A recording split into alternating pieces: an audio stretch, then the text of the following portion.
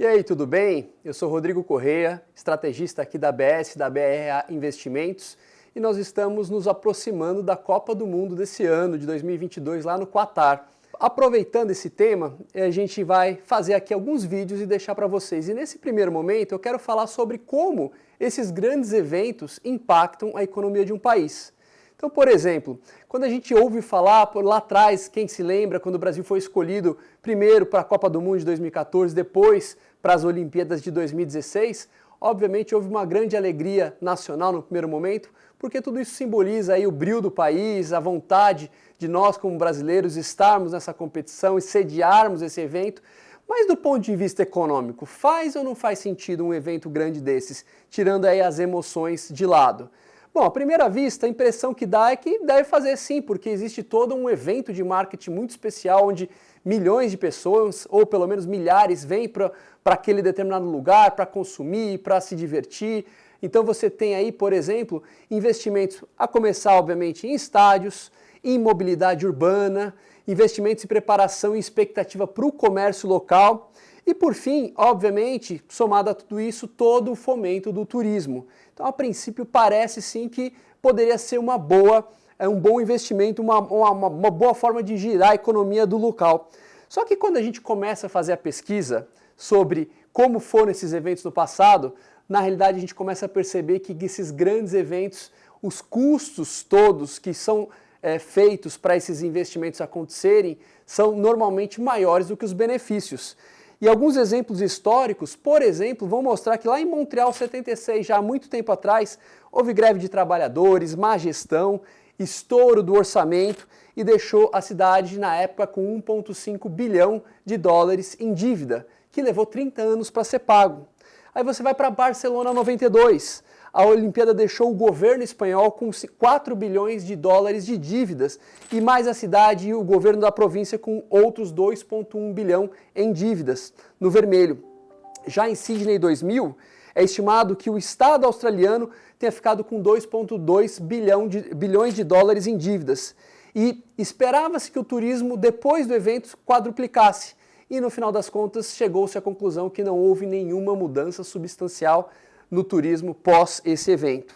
Em Atenas 2004, o Comitê Ateniense estourou seu orçamento em 6,4 bilhões de dólares. E muitos creem que o custo total do evento tenha ficado por volta dos 15 bi e levou sim, lá em 2013, ajudou a Grécia a entrar naquela crise soberana em que diversos países mediterrâneos acabaram tendo no começo da década de 2010 aí, eventos problemáticos financeiros. E aí, algumas pessoas trazem o evento das Olimpíadas de 1984 em Los Angeles como um caso de que houve sim lucro nesse evento, considerando o total. Mas o fato é que quando você começa a ir atrás, existem críticos, existem estudiosos que demonstram quando todos os custos foram, de fato, contabilizados até a Olimpíada de 1984, tida como uma das mais rentáveis, no final terminou no vermelho. E no Brasil, Rodrigo, a gente falou aqui de vários exemplos internacionais, mas nós tivemos a nossa Copa do Mundo. Como que foi no Brasil? Mais uma vez, como aconteceu na maioria dos eventos, a gente estourou nosso orçamento inicial, previsões iniciais de melhoria da economia foram piores do que as estimativas e, além de uma infraestrutura de mobilidade, sim, que, por exemplo, no Rio de Janeiro, pode aí eventualmente ser considerada com a Olimpíada interessante pós-evento, mas no caso da Copa do Mundo de 2014, muitos elefantes brancos, muitos aí estádios que foram construídos, até em cidades que nem têm um futebol tão pujante assim, ficaram muito mais como um problema, como uma dívida a ser paga, do que como um legado de longo prazo. Talvez, se a gente olhar no micro, para finalizar esse vídeo, faça algum sentido a gente olhar situação a situação. E eu queria, por exemplo, no caso da nossa Copa de 2014, entrar especificamente em algumas empresas que são públicas e trazer para vocês alguns comentários que, quando eu comecei a pesquisar, eu achei interessante. Primeira delas, começar dos melhores casos e terminar com os piores, tá bom? Ambev, nossa principal cervejeira, hoje já uma empresa global, lá no segundo trimestre de 2014, num dos seus relatórios declara: de acordo com as nossas estimativas, o evento contribuiu com aproximadamente 1,4 milhão de hectolitros adicionais ao nosso volume de cerveja, acima de nossas estimativas iniciais de 4 vezes o impacto de 300 mil hectolitros, ou seja, era esperado 1,2, chegou em 1,4, foi positivo o evento para a Ambev. Aí se a gente for para Localiza, na Localiza a gente encontra lá no segundo trimestre de 2014, o efeito da Copa do Mundo até 30 de junho de 2014 esteve dentro da nossa expectativa. O decréscimo de viagens de negócio foi compensado pelo aumento das viagens de lazer.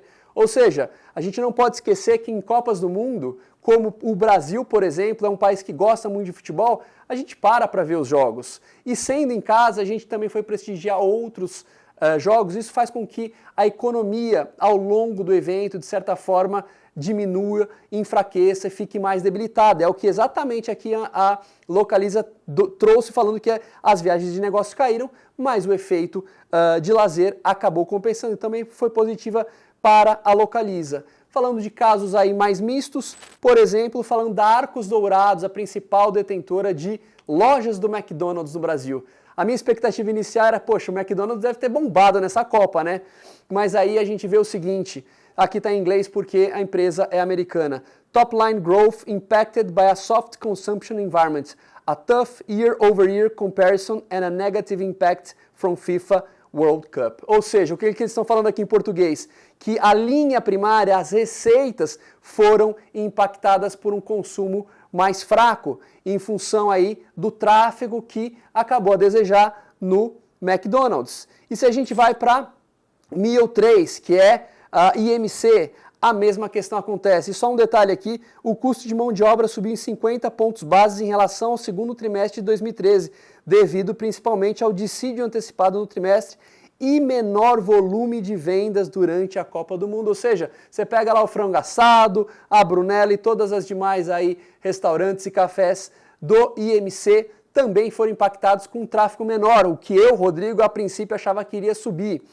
E aí, se a gente puder olhar talvez os casos negativos, e de novo, falando aqui de empresas listadas, porque é onde a gente tem acesso à informação nos seus relatórios. Se a gente for para o lado do turismo, na minha cabeça também seria algo benéfico, mas o turismo doméstico, quando a gente vai lá para a CVC, por exemplo, que já era listada em bolsa, as reservas confirmadas no segundo trimestre de 2014 foram negativamente impactadas pela Copa do Mundo da FIFA no Brasil, com impacto mais pronunciado nas vendas de pacotes no segmento doméstico.